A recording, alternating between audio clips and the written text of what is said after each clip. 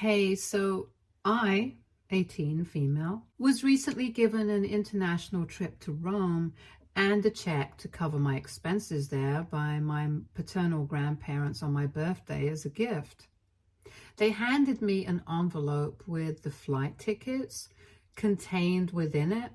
And the very next day, my parents started manipulating me to give it up to my sister. My oldest sister, June, 21, female, is the golden child of the family, in case you guys haven't figured it out by now. My parents started telling me that June is an architecture major, so a trip to Rome could be just what she needed during her vacation to improve her understanding and get to see better architectural designs in person. I tried to argue with them, saying that I planned on majoring in literature, so the trip to Rome was pretty important for me as well.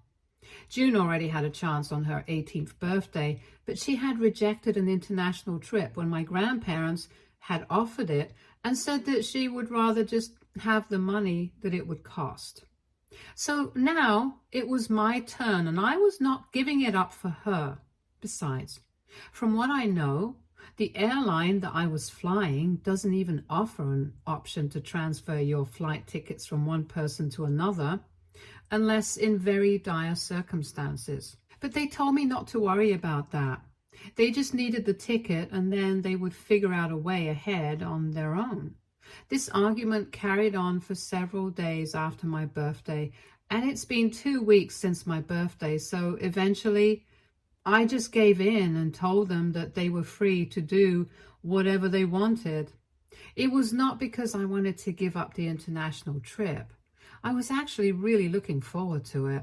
But it didn't seem worth it to keep fighting with them, and I knew that they would not give up until I agreed to their terms.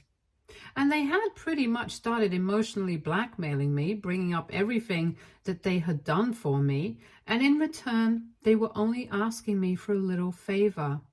I thought it was really unfair of them, and initially I argued with them, but a couple of days back, they made a remark out of frustration, saying that they did not want the trip to go to waste, and I found that very hurtful.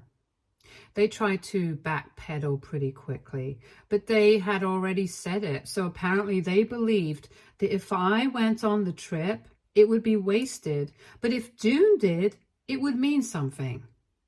My parents tried to make it seem like they had only made this statement because June had already graduated and a trip to Rome would look good on her resume. I don't understand how. And whereas I would always have a lot of time in the future to go on such trips, unlike June, who would have to start working in a couple of months. So I decided to give up the ticket and let them have it. I just didn't want the drama of dealing with the same arguments over and over again. At least I would still have the check. Besides, I was kind of used to this kind of treatment right from when I was a kid, so I wasn't surprised. I also really did not think that the tickets were transferable according to the airline guidelines that I had gone through, so I didn't think that they would be able to do much, but I guess they had figured out a way to bypass those rules. And that's why when I was supposed to leave for the airport yesterday, June ended up taking my boarding pass and was on her way to the airport when we received a phone call from the cops saying that there had been an accident involving June and they had to bail her out now. Apparently, June had tried to take control of the steering wheel while the cab driver was driving to guide him because she didn't think he was taking the right route to the airport, and out of fear of getting delayed, she made that stupid little move. So, of course, they ended up losing control of the car and crashed into a tree. June was relatively unscathed, apart from a few scratches here and there, but the cab driver was seriously hurt because it was his side of the car that had hit the tree and suffered the worst impact. So we might be looking at a broken arm and a really deep cut on the forehead, for which he had to get a lot of stitches. He has pressed charges against June for causing that accident, so now my parents have to dip into their life savings to bail her out if they want to come to a settlement with the cab driver and prevent this from going to trial. And when I heard about this, I couldn't control myself and the words just came out. I ended up saying that this was karma for my parents, forcing me to give up my ticket and trip to Rome. And this happened yesterday. They had just explained the entire situation to me and were leaving to go and see June. And as soon as I said those words, I regretted it instantly because they looked shocked and said that this was not something that I should be joking about. I tried to take it back, but they said that words had meaning, and once I had said it, I couldn't just take it back and expect things to be fine. Now, they knew that I was very selfish, and that's why I had said this about my sister getting into an accident. That pissed me off because I thought it was really hypocritical of them to say such things, especially when they themselves had said that they didn't want the trip to go to waste since that's what they believed would have happened if I went on it. I brought that up, but they told me that they were not even going to dignify that with a response after the remark that I had made, and then left to go and see June at the hospital. At that point, I was really pissed off, so as a spur of the moment decision, I decided to get a cab and head to June as well, because it suddenly occurred to me that I was throwing away this trip for no reason, because no matter what I did, my family would never value me or appreciate me. Might as well have them hate me and live my life the way I want. I quickly packed a small bag with my essentials and some clothes. Then I got my ride, followed them in the cab, and once we were at the hospital, my parents and I almost showed up within minutes of each other on the floor where the cab driver was, and June was still talking to the cops and trying to explain how none of this was her fault, even though it totally was. But I was not there to talk to her. I went up to her and asked her if she still had the boarding pass, and she looked very confused and disoriented. So I just grabbed her purse and started looking through it myself. And when I found the boarding pass, I just grabbed it and made a run for it back to the cab, leaving everybody confused. Then I headed to the airport, and thankfully I was able to make it just in the nick of time. I boarded my flight and then I was off to Rome. I didn't check my phone for any calls and messages until I landed here, and only a couple of hours ago did I find out exactly how pissed my family is at me. My parents obviously think that I had been extremely insensitive because June had just been in a terrible accident that she herself had caused, but they seemed to gloss over that fact every time, and all I cared about was my trip. And June is pissed because she thinks that I stole this opportunity from her, even though it was she who stole this from me in the first place. If anything, I'm just reclaiming what was mine and had been stupid enough to give it away. Anyway, the general consensus is that what I did was not the right thing to do, so I need to apologize to them, but I don't know if I really should. June also sent me a message saying that my parents were going to have to depend on their savings to come to a settlement with the driver, and I knew that my family's financial condition was not that great. So instead of frolicking in Rome, I could have saved the money and handed my parents the check that was given to me on my birthday, but I was just being plain selfish. So AITA for taking off to Rome after my sister got into an accident. Edit.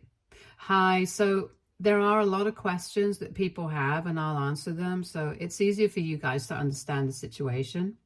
First and foremost, what was up with the boarding pass? Well, I really don't think that my parents or June were able to figure out a way to bypass the rules about the transfer of tickets from one person to another.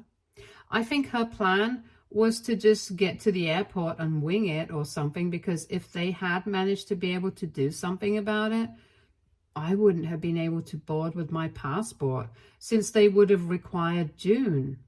So I think they didn't even have a plan in the first place, which turned out to be lucky for me. Now, why did I continue to live with my family if they have always treated me badly? Why didn't I just go and live with my grandparents or literally anybody else? Well, you need to understand that this is the kind of treatment that I have been used to ever since I was a child. I'm not saying that it makes it fine all of a sudden, but my parents' preference for my sister used to make me feel like I needed to do better to win them over. Not that they should have treated me better in any case. It was a strange and self-sacrificial way of thinking. I can't explain it, but that's just what I used to believe. So I spent the past 18 years of my life trying to be the best daughter to them, so they would finally like me. And it led to a lot of disappointment, heartbreak, and frustration for me. But I never wanted to give up. I was a fool to believe that they would eventually come around since they were still my parents. But that's just how a child's mind works. Also, my grandparents don't live here. They live way outside of the city, away from everything that I have ever known. I didn't want to change my lifestyle, even though it had occurred to me many times that I would be better off living with them. They also don't know how my parents treat me. I don't think anybody in my family does, because we are pretty good at hiding it when we are amongst people. Anyway, that's why I did not even consider leaving my family behind. But I think I will do that because I'm an adult now. I don't think that I need to please anybody anymore. Coming to my relationship with June, all I can say is we have never been particularly close. I don't hate her, and neither does she have anything against me. We just don't get along, and that's it. As for my family's financial condition, we are not really rich. In fact, I would say that we are at the lower end of the spectrum, since my mom is a stay-at-home mom and my dad is a high school football coach. They rely on my grandparents for money quite often. I don't know how they're going to tackle this situation though, since if they want money from my grandparents, they are going to have to fess up to what they did. So that's how it is with my family. And a lot of you guys were asking me why June was sitting in the passenger seat of the cab anyway. And I really don't have an answer for that. It's just out of habit, I guess. Because even when we as a family used to go on road trips and stuff, she would always sit in the passenger seat. That's her spot, I guess. But yeah, she always sits in the passenger seat, and I think it might be because she's a bit of a control freak. I mean, she literally grabbed the steering wheel of the car because she thought a cab driver wouldn't know the right way to the airport and would drive her right into traffic. She thought she knew better than him, which is what caused the accident. So you can imagine the degree to which she needs to be in control. She even left for the airport almost 5 hours before the flight was supposed to take off. Make of that what you will. Update 1. Hey, so I thought about it for a couple of days and I decided to just let loose and enjoy my trip, because it's unlikely that I'll get an opportunity like this for the next couple of years after I start college. I don't need to worry about my parents or back home. They're all adults and they can take care of this themselves. Besides, it's not my fault that they decided to stake a claim to what was not theirs originally and ended up getting hit back by karma in the process. You were right. It was foolish of me to expect them to be grateful for my sacrifice. They would still always hate me, and I don't need to give up on my fun for that. Anyway, I'm currently living it up in Rome and having the time of my life. I spoke to my grandparents this morning as well, and I explained the entire situation to them, which is the first time I have spoken to anybody about what I go through at home. Not even my friends knew about the mistreatment that I used to face with my parents and how they were always partial to my sister, and talking about it felt really good.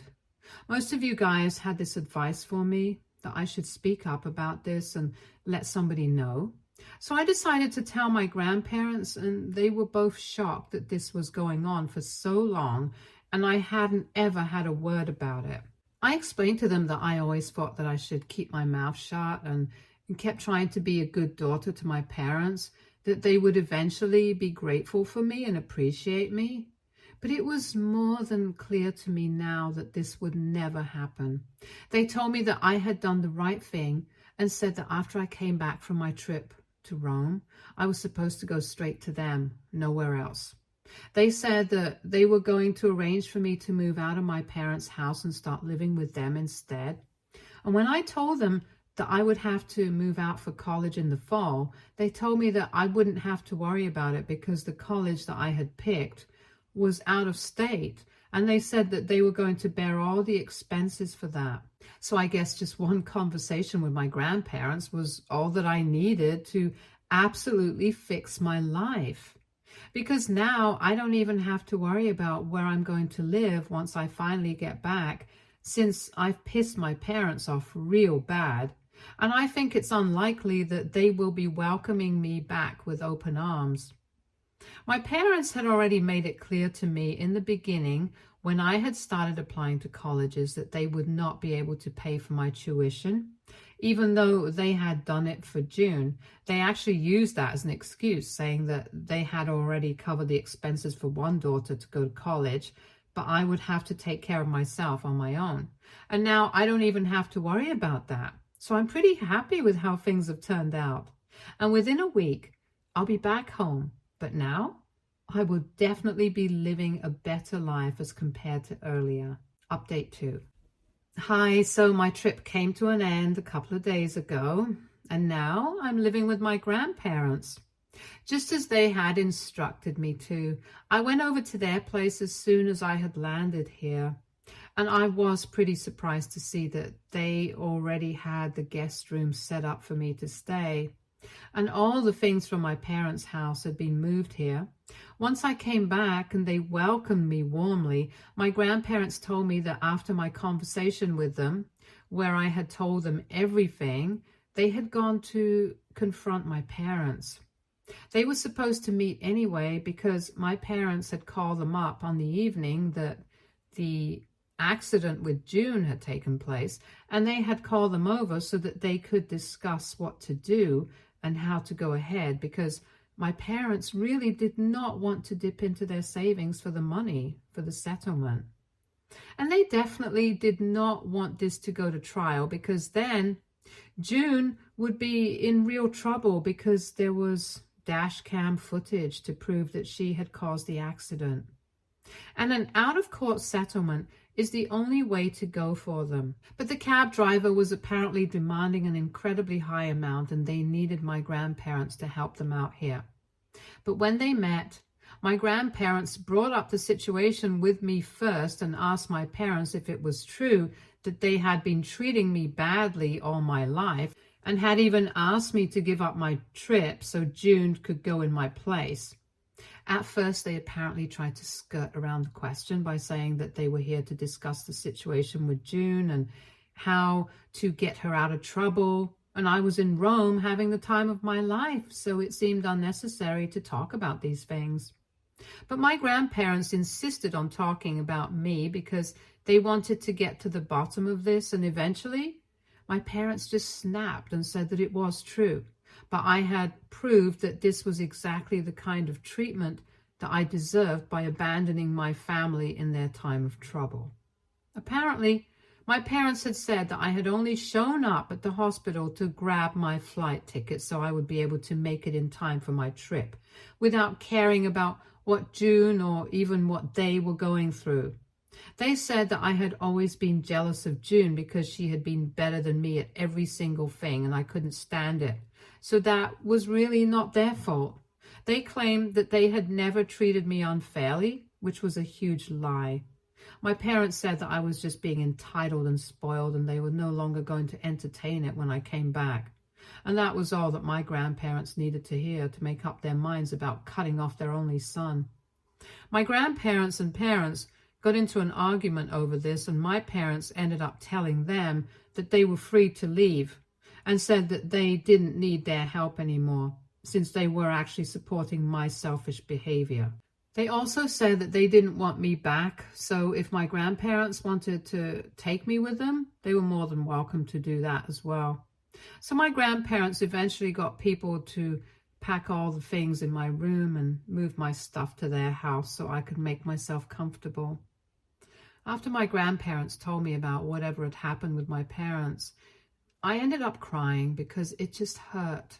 I had always known that my parents couldn't care less about me, but they were all that I had known for the past 18 years, and my heart was broken.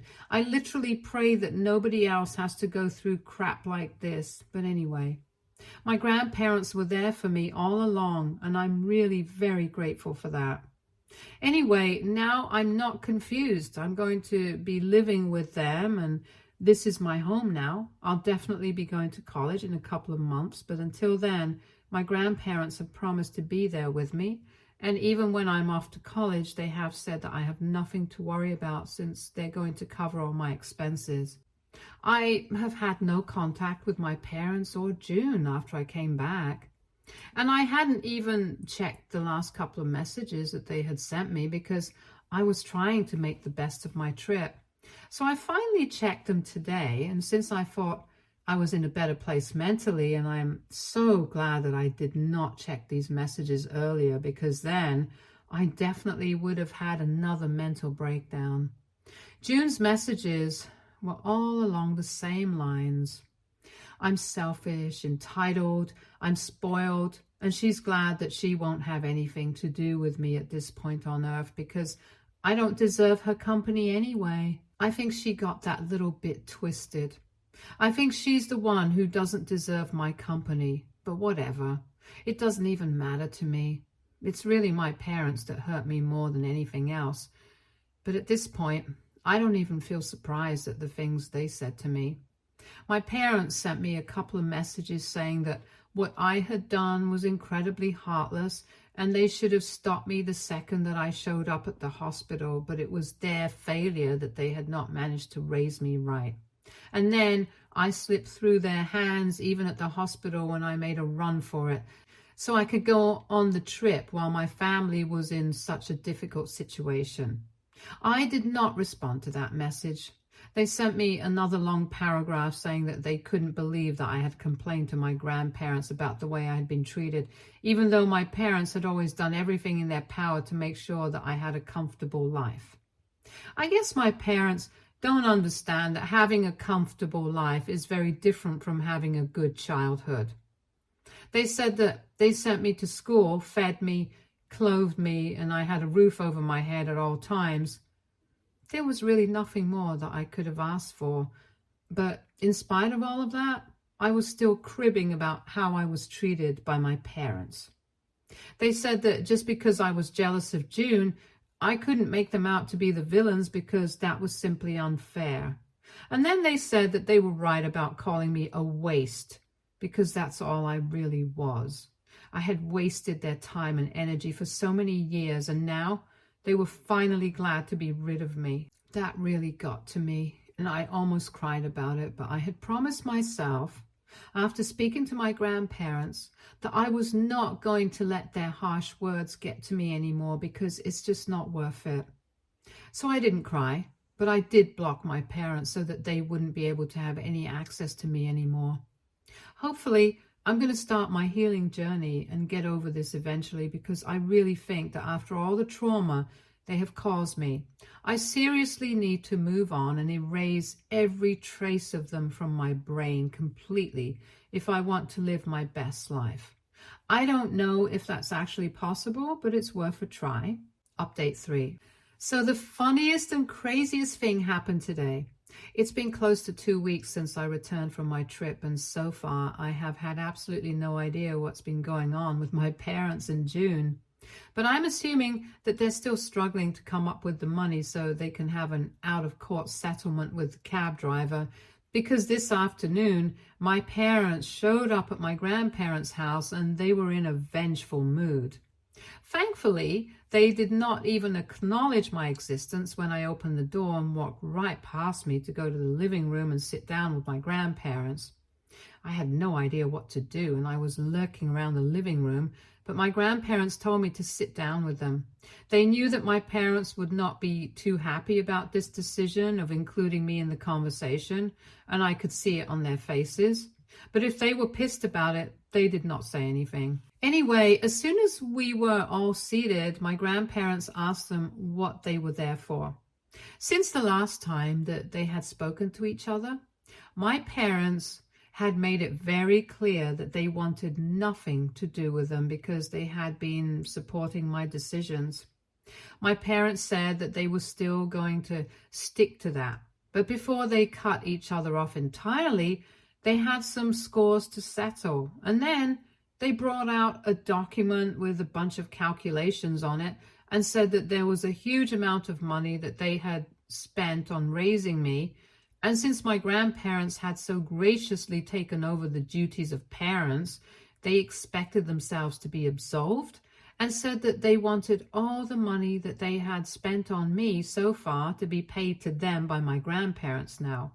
And they were the ones who were responsible for me. I was shocked that they were here to make such a ridiculous demand. And all I could do was just look at them because I had no words for how low this was. I could tell that this was just a way to make us all feel small because they were demanding almost $120,000. It was just crazy. But then my grandparents said that they just needed a moment to themselves in private and left the room to discuss this between themselves. There was a very awkward silence because it was just me and my parents in the living room, and they refused to acknowledge me in any way whatsoever. They didn't even look at me, and I found it very awkward. But thankfully, after a couple of minutes, my grandparents were back. They took their seats. My grandpa tried to be as calm and polite as possible and said that it was true that they were claiming responsibility and they would gladly repay the amount that my parents had spent on me so far. I was about to interrupt because I thought it was very unfair that they were even asking for this kind of money, since it was not something that they had done as a favor to me. They were my parents, and they were supposed to raise me. They had only done their duty, and even then, they had done the bare minimum, so they did not deserve even $1 out of my grandparents. But my grandparents told me not to interrupt, and then they went on to say that they would repay this amount, but only on one condition: that my parents repay all the money that they had borrowed from my grandparents over the years. And that had my parents absolutely stumped. I could see on their faces that they had been owned, and I thought it was very funny because they looked like deer caught in headlights. So I had to leave the room because I wanted to laugh so bad at them. After that, I didn't come back down from my room until my parents had already left, and when I asked my grandparents what had happened after they left the room, they told me that my parents had tried to argue their way out of this, but there was no way that they could do anything. So eventually they just ended up cursing out all of us and left in a huff, which is just so typical of them. But anyway, I don't think they'll be back anytime soon after this stunning humiliation. And even if they come back, I don't think it'll be a problem for anyone, since my grandparents have proven that they are more than capable of handling them on their own. The fact that my father is their only son is not going to make them go soft on them. And I am going to be off to college in a couple of months anyway, so I'm honestly just looking forward to that. And yeah, going on the trip to Rome was probably the best decision that I could have made. Stay tuned for more stories from our girl relationships.